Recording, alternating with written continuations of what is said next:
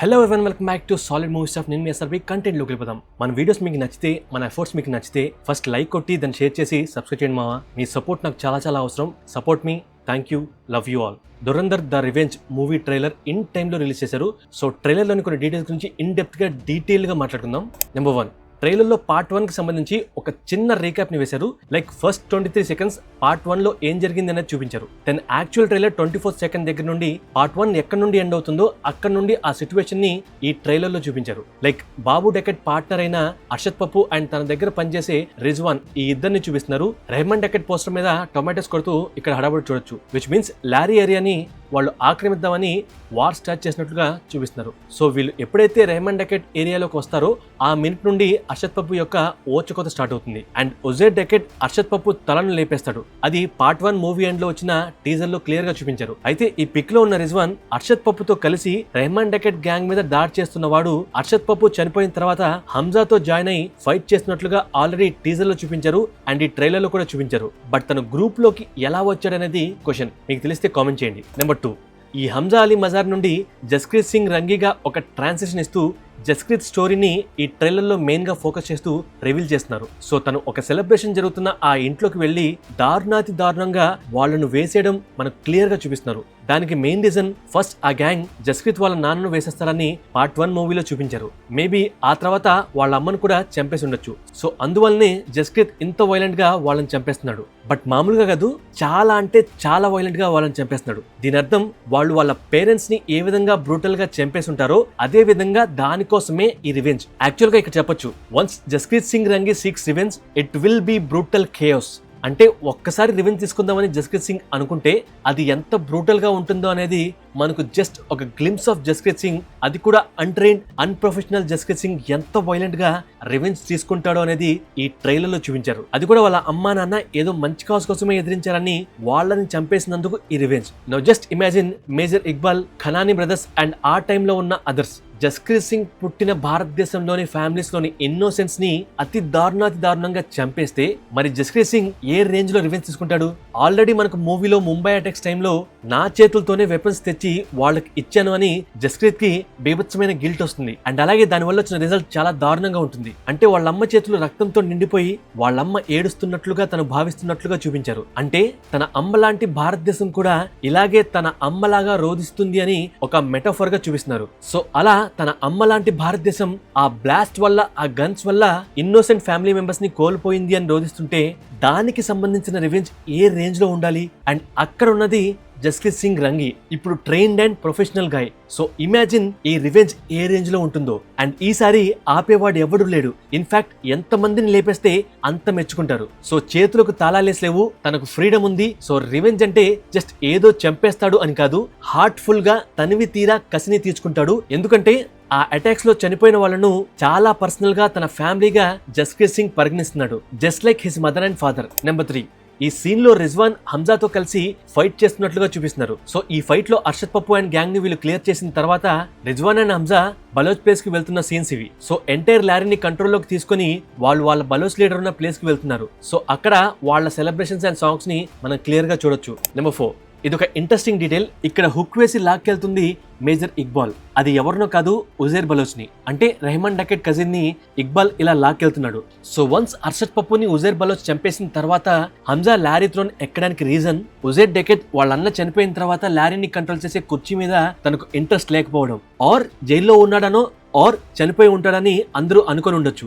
But the fact is Uzair Baloch ని major Iqbal team పట్టుకొని ఈ పిక్ లో ఉజైర్ బలోచ్ ని ఇక్బాల్ లాక్కెళ్లడం, ఇలా హుక్ వేసి తన స్టైల్లో టార్చర్ చేస్తున్నట్లుగా క్లియర్ గా కనిపిస్తుంది. అలా టార్చర్ చేయడానికి రీజన్ రెహమాన్ డకెట్ చనిపోయినందుకు కాకపోవచ్చు, రెహమాన్ డకెట్ చనిపోయిన తర్వాత కూడా వాళ్ళ సీక్రెట్స్ ఇండియాకి ఎలా చేరాయి అని. అది ఖచ్చితంగా రెహమాన్ కాకపోతే ఉజైర్ కి తెలిసి ఉంటుందని తనని క్యాప్చర్ చేసి ఉండొచ్చు, టార్చర్ చేస్తూ ఉండొచ్చు. నెంబర్ 5, ఈ సీన్ లో జమీల్ జమాలి, అదే హంజా వాళ్ళ మామ పార్టీ, అదే pop party, lorry and Pak మొత్తం గెలిచిందని సెలబ్రేషన్స్ వీళ్ళందరూ ఉన్నారు. సో ఎక్కడైతే బాబు డకెట్ ని రెహమాన్ డకెట్ చంపేస్తాడో అక్కడే ఈ డబ్బులు పంచుతున్నారు. కావాలంటే కోచింగ్ క్లాసెస్ సెంటర్ బోర్డ్ ని క్లియర్ గా గమనించవచ్చు. సో పార్ట్ 1 మూవీలో కనిపించిన జర్వారీ సాహబ్ గెలవడం వలన ఆ సెలబ్రేషన్స్ ఇక్కడ చూడొచ్చు. అండ్ ఆల్సో ట్రైలర్ లాస్ట్ లో మీ ఇంట్లోని ఆకులు కూడా భలే తెల్లగా ఉన్నాయని జమీల్ జమాలి అంటూనే మీ బటక్స్ కూడా తెల్లగా ఉన్నాయని అంటాడు. యాక్చువల్ గా తన మీనింగ్ ఏంటంటే జర్వారీ ఉంటున్న ఫామ్ హౌస్ తెల్లగా ఉంది, ఆల్మోస్ట్ అన్ని తెల్లగా సూపర్ గా ఉన్నాయి, అలాగే అక్కడ పాండ్ లో ఉన్న మీ డక్స్ కూడా తెల్లగా ఉన్నాయి అని అనబోయి డక్స్ బదులుగా బటక్స్ తెల్లగా ఉన్నాయని జమీల్ జమాలి అన్నాడు. నో డౌట్ వీడిని పంది అనడంలో తప్పే లేదని చౌదరి అస్లం మనసులో అనుకున్నట్లుగా ఆ ఫేస్ పెట్టినట్లుగా నాకు అనిపించింది. అంటే జర్వారీ ఉన్నాడు కాబట్టి ఎస్పీ మాట్లాడడం లేదు. మేబీ మూవీలో మొహం మీద అక్కడ కూడా అనేస్తాడేమో చూడాలి. నెంబర్ 6, ఈ సీన్ లో అర్షద్ పప్పు గ్యాంగ్ ని ఏరేసిన తర్వాత హంజాకి దొరికిన కొంతమందిని ఇలా బ్రూటల్ గా కాల్ చేస్తున్నారు. లైక్ ఈ సీన్ లో సిగరెట్ తాగడానికి అగ్గిపుల్ల వెలిగించి తర్వాత ఆ బ్యారెల్ ని పేలేలాగా చేస్తున్నారు అండ్ కాగడాలతో వాళ్ళని కాలుస్తున్నారు. సో ఇలా చేయడం వలన రెహమాన్ డకెట్ చావుకు హంజా అలీ ప్రతీకారం తీసుకున్నాడని ఆ పబ్లిక్ దృష్టిలో పడ్డానికి ఇలా చేస్తున్నారు. దానికోసం రిజ్వాన్ కూడా వాళ్ళకు హెల్ప్ చేస్తున్నాడు. సో ఇదంతా మేబీ ఉజైర్ బెలోచ్ ని ఇక్బాల్ పట్టుకుపోయిన తర్వాత చేసి ఉండొచ్చు. నెంబర్ 7, ట్రైలర్ లో the story of unknown men unfolds అని వచ్చినప్పుడు ఆ నెక్స్ట్ సీన్ లో ఎలీనా గన్ తీసుకొని కాల్చడానికి రెడీగా ఉంటుంది. అది డెఫినెట్లీ హంజానే అని గెస్ చేయొచ్చు. సో ఐదర్ ఎలీనాని చంపేసిన తర్వాత ఆర్ చంపేసే ముందు ఇలా హంజా అలీ ఏడుస్తుండొచ్చు. సో ఎలీనా చనిపోతుంది అనేది గెస్. నెంబర్ 8, హౌస్లా ఈంధన్ బద్లా. హౌస్లా అంటే కరేజ్ బ్రేవరీతో పేషెన్స్ గా ఉండమని, ఈంధన్ అంటే ఫ్యూల్ అని అర్థం, కానీ ఇక్కడ ఫైర్. నీలో ఉన్న ఫైర్ ని మెయింటైన్ చేయి. బద్లా అంటే రివెంజ్ అని అర్థం. సో ఫస్ట్ నీ లైఫ్ లో టఫ్ గా ఉన్నప్పుడు, నువ్వు అనుకున్నది జరగనప్పుడు పేషెన్స్ గా ఉండని అర్థం. సో జస్క్రీత్ అదే చేశాడు. ఆలం జ్యూస్ షాప్ లో ఎవరేమన్నా పట్టించుకోలేదు, పేషెన్స్ గా కొన్ని ఇయర్స్ వెయిట్ చేశాడు. దెన్ ఈంధన్ అంటే నీలో ఉన్న ఫైర్ ని అలాగే అట్టిపెట్టు. లైక్ మూవీలో ముంబై అటాక్స్ టైంలో రక్తం మరిగిపోతుంది, దాన్ని నువ్వు ఫ్యూల్ గా వాడుకొని నీలో ఉన్న ఫైర్ ని అలాగే హోల్డ్ చేసి పెట్టుకో అని అర్థం.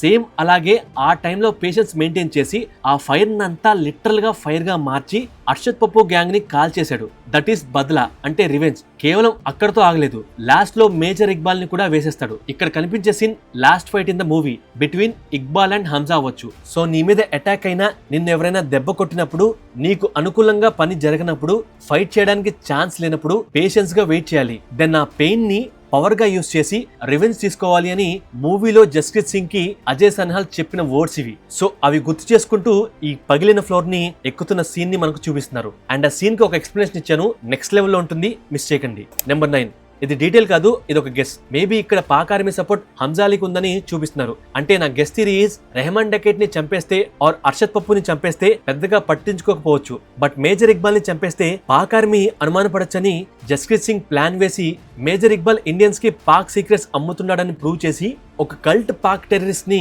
ఇండియన్స్ కి సమాచారం అందించేవాడని ముద్ర వేస్తే అది ఇక్బాల్ కి మామూలుగా కాదు, ఎక్కడెక్కడో కాలుతుంది. అండ్ అఫ్ కోర్స్ పాక్ ఆర్మీకి కూడా గట్టిగా కాలుతుంది. అంటే వాళ్ళ దేశంలో ఉంటూ పక్క దేశానికి అమ్ముడు పోయాడని గట్టిగా కాలుతుంది. సో ఆ ఎలిగేషన్స్ ని ప్రూవ్ చేసి మేబీ హంజా ఓపెన్ గా మేజర్ ఇక్బాల్ ని వెంటాడి చంపేయొచ్చు. అందుకనే ఇక్కడ పాక్ ఆర్మీ సైడ్ లో హంజా ఉన్నాడు అండ్ వాళ్ళు ఎవరినో టార్గెట్ చేశారు. మేబీ ఇక్బాల్ నేమో, లేదు రెహమాన్ డకెట్ ని, అర్షద్ పప్పుని, దెన్ ఖనానీ బ్రదర్స్ ని అండ్ ఇక్బాల్ ని ఇలా వరుసగా వేసుకుంటూ వస్తుంటే ఇక్బాల్ కి అనుమానం వస్తుంది. బట్ అలా చేస్తే రొటీన్ గా ఉంటుంది. సో అలా కాకుండా చంపే ముందు వాళ్ళ జీలో కాలబెట్టేలాగా ఏదన్నా చేసి చంపేస్తే then it will be interesting to watch. So ఏదైనా సరే రివెంజ్ ఈస్ ఆబ్వియస్.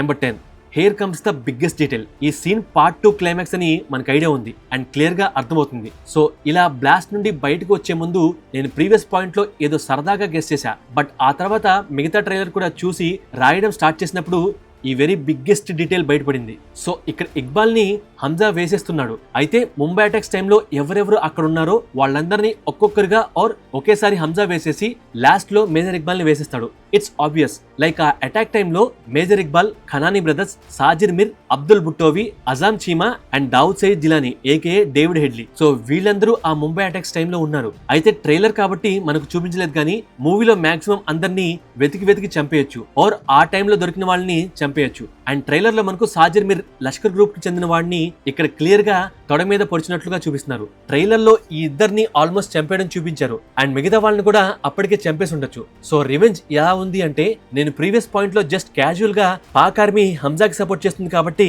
ఇక్బాల్ ని దేశద్రోహిగా చిత్రీకరించి లేపేస్తే బాగుంటుంది కదా అని అనుకున్నాను. బట్ ట్రైలర్ ఎండ్ లోకి వచ్చేసరికి స్లో మోషన్ లో డీటెయిల్స్ వెతికినప్పుడు మేబీ అలాగే చేసి ఉండొచ్చేమో అని స్ట్రాంగ్ గా అనిపిస్తుంది. లైక్ మేజర్ ఇక్బాల్ ని చంపడానికి పాక్ ఆర్మీ హంజాని ఆబ్జెక్ట్ చేయడం లేదు. అంటే ఈ సీన్ లో ఇక్బాల్ ని లేపేసే ముందు నడుచుకుంటూ పాక్ ఆర్మీ మధ్య నుండి వెళ్లే ఈ సీన్ వస్తుంది. కావాలంటే తన ఎటైర్ ని ఆ డ్రెస్ ని చూడండి. బ్లాస్ట్ కంటే ముందు సాజిర్ మిర్ ని ఇక్బాల్ ని లేపేసే టైంలో కూడా తను సేమ్ ఎటైర్ లో ఉంటాడు. అలా ఇక్బాల్ ని లేపేసే క్రమంలో ఒక బాంబ్ పేలి ఆ ఫస్ట్ ఫ్లోర్ ఇరిగిపోతే అక్కడి నుండి హంజా అలీ బయటకు వచ్చే సీనే ఇది. సో ఈ బిల్డింగ్ లోనే మేజర్ ఇక్బాల్ ఉంటాడు. ఇది దాని outer view. So Hamza Iqbal ఉన్న బిల్డింగ్ లోకి వెళ్లే ముందు అక్కడే ఆ బిల్డింగ్ బయట కాపలాగా ఉండి గన్స్ తీసుకుని పాక్ ఆర్మీని కాలుస్తున్న ఇక్బాల్ గ్యాంగ్ ని మనం క్లియర్ గా చూడొచ్చు. So major Iqbal and team అక్కడున్న ఒక ట్రైనింగ్ క్యాంప్ లోకి దూరి క్లైమాక్స్ కంటే ముందు ఇక్కడ వాళ్ళ టీమ్ తో మాట్లాడుతున్నారు. అండ్ అలాగే హంజా అలీ ఆ బిల్డింగ్ దగ్గరకు రాగానే ఆ ట్రక్ లోని రాకెట్ ని తీసి కాలిస్తే ఈ బిల్డింగ్ బయట ఉన్న వాళ్ళ గ్యాంగ్ మీద పడి పేలిపోవడం అనేది క్లియర్ గా చూడొచ్చు. దెన్ ఆ దుమ్ములో అగ్రెసివ్ గా హంజా ఏకే జస్క్రీత్ సింగ్ రంగి ఇలా పరిగెత్తుకుంటూ ఆ బిల్డింగ్ వైపు వెళ్తాడు. దెన్ అలా హంజా అర్చుకుంటూ ఎదురొచ్చిన వాళ్ళను కసిగా కాల్చుకుంటూ ఆ బిల్డింగ్ లోకి వెళ్లి సాజిర్ మిర్ ని అండ్ ఇక్బాల్ ని వేసేసి ఉండొచ్చు. సో ఇక్బాల్ ని చంపడానికి హంజాకి అక్కడ ఆర్మీ సపోర్ట్ చేసింది. అలా ఎందుకు చేసింది అనేది బిగ్గెస్ట్ క్వశ్చన్. అది కూడా మేజర్ ఇక్బాల్ ని కాదని హంజాకి సపోర్ట్ చేయడం is next level screenplay. Maybe Iqbal place లో హంజాని పెడదామని అనుకున్నారనుకుంటా. దెన్ ఇది గాని నిజమైతే పాక్ ఆర్మీలోకి Hamza Ali Mazari aka Indian spy major Jaskirat Singh Rangi వెళ్తాడు. సో ఇది ప్యూర్ గెస్ థియరీ. సో ఎందుకని పాక్ ఆర్మీ హంజాకి సపోర్ట్ చేసింది అనేది మూవీలోనే క్లియర్ గా చూడాలి. నెంబర్ 11, ఉరి మూవీకి ఈ మూవీకి ఖచ్చితంగా లింక్స్ ఉన్నాయి. సో అది అఫీషియల్ గా చెప్పినట్లుగా అనిపిస్తుంది. సో ఉరి మూవీలోని ఒక సీన్ లో హీరో ఎయిర్ ఫోర్స్ లో పనిచేసే ఒక ఫీమేల్ ఆఫీసర్ ని మీరు కాకుండా ఎవరన్నా మీ ఫ్యామిలీలో సర్వీసెస్ లో ఉండారా అని అడిగితే మా హస్బెండ్ మేజర్ జస్క్రీత్ సింగ్ రంగి ఆర్మీలో పనిచేసేవారు చనిపోయారని చెప్తుంది. సో ఈ కాన్వర్సేషన్ ఇదంతా ఇయర్ 2016 లో జరుగుతుంది. బట్ హంజా ఇక్బాల్ మీద అటాక్ చేసేది మేబీ 2009 అవ్వచ్చు. అంటే ఈ మిషన్ అయిన తర్వాత జస్క్రీత్ సింగ్ రంగి ఇండియాకి వచ్చి యాజ్ ఏ మేజర్ గా ఆర్మీలో సర్వీసెస్ చేసి ఉండొచ్చు. దెన్ ఆ Indian air force female officer ని పెళ్లి చేసుకుని ఉండొచ్చు, చెప్పలేం. సో ఈ మూవీలో ఉరి మూవీలోని మెయిన్ క్యారెక్టర్స్ క్యామియోగా రావచ్చు, లైక్ అసిస్ట్ చేస్తున్నట్లుగా అలాంటిది ఏదన్నా చేయొచ్చు. ఇది ఎలా పాసిబుల్ అవుతుంది? ఈ మూవీ ఏమో 2009 లో ఆ టైం లైన్ లో జరుగుతుంది, ఉరి మూవీ ఏమో 2016 లో జరుగుతుంది. 7 years గ్యాప్ ఉంది కదా అని అడిగితే ఎస్ కరెక్టే. ఈ టైం పీరియడ్ లో ఉరి మూవీలోని హీరో 2009 లో ఇక్బాల్ ని చంపడానికి ఇండియన్ ఆర్మీ ద్వారా మేజర్ జస్క్రీత్ సింగ్ రంగికి హెల్ప్ చేసి ఉండొచ్చు, లైక్ ఫేక్ ప్రూఫ్స్ క్రియేట్ చేయడం ఆర్ ఇంకేదన్నా. సో ఒక హైలీ ట్రైన్డ్ ఆఫీసర్ గా ఉరి మూవీలోని హీరో మేజర్ విహాన్ సింగ్ ఆ టైంలో జస్క్రీత్ సింగ్ కి హెల్ప్ గా రావచ్చు.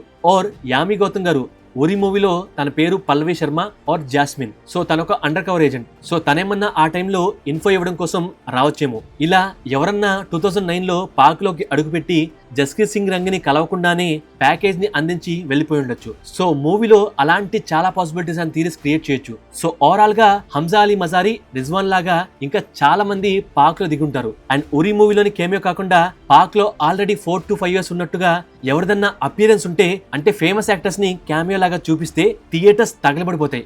మూవీ ఇంకా ఇంకా ఇంట్రెస్టింగ్ గా చూస్తారు అండ్ యూనివర్స్ హైప్ ఇంకా ఇంకా బిల్డ్ అవుతుంది. లైక్ ఒక పక్క ఉరి మూవీలోని క్యామియో, ఇంకొక పక్క సపరేట్ మూవీకి సంబంధించిన other famous actors cameo. So అలాంటిది ఏదన్నా పడితే పార్ట్ 2 కాబట్టి ఇట్స్ డబుల్ బోనన్సా. సో అందుకనే ట్రైలర్ లో ఉరి అండ్ ధురంధర్ అని వచ్చినప్పుడు you are still not ready for this అని ఒక ఫీమేల్ వాయిస్ వచ్చింది. సో ఆబ్వియస్ గా ఉరి మూవీ కనెక్షన్ ఉందని తెలిసినప్పటికీ ఇంకెవరిదైనా క్యామియో ఉంటే ఇంకా ఇంకా బాగుంటుంది అనేది మన గెస్ థియరీ. అలా ఇదొక బిగ్గెస్ట్ యూనివర్స్ గా, స్ట్రాంగెస్ట్ యూనివర్స్ గా మారుతుంది. బట్ ఈ మూవీ లెంత్ మాత్రం 4 hours అనేది చాలా ఎక్కువ. అయినా సరే చూసేస్తాం. బట్ ఈ యూనివర్స్ లో నెక్స్ట్ మూవీ దానికి మించి పెంచకుండా ఉంటే చాలు. సో ఈ మూవీ గానీ 4 hours లెంత్ విషయంలో ఎటువంటి కంప్లైంట్ లేకుండా త్రూ అవుట్ ఇండియాలో రిపోర్ట్స్ పాజిటివ్ గా వస్తే, అంటే స్క్రీన్ ప్లే నెక్స్ట్ లెవెల్ లో ఉంటే, ఎస్ఎస్ఆర్ గారు దీన్ని దృష్టిలో పెట్టుకుని 3.5 hours పైగా వారణాసి మూవీని క్రియేట్ చేస్తే చూడడానికి చాలా మంది సిద్ధంగా ఉంటారు. అంటే వెస్ట్ ని కూడా దృష్టిలో పెట్టుకుని ఆల్రెడీ 3 hours ఉంటుందని ఆయన అన్నారు. అండ్ సందీప్ రెడ్డి వంగ గారు కూడా స్పిరిట్ మూవీని సేమ్ అదే లెంత్ లో రిలీజ్ చేసేయచ్చు. సో 3 hours మూవీస్ రాను చాలా కామన్ అయిపోతాయి. ఒకప్పుడు బిగ్ మూవీస్ అలాగే ఉండేవి. So hoping this movie creates havoc and also entertain us with intriguing screenplay. And మన వీడియోస్ నచ్చితే, మన ఎఫర్ట్స్ నచ్చితే ఫస్ట్ లైక్ కొట్టి దాన్ని షేర్ చేసి సబ్స్క్రైబ్ చేయండి మావా. మీ సపోర్ట్ నాకు చాలా చాలా అవసరం. Support me. Thank you. Love you all.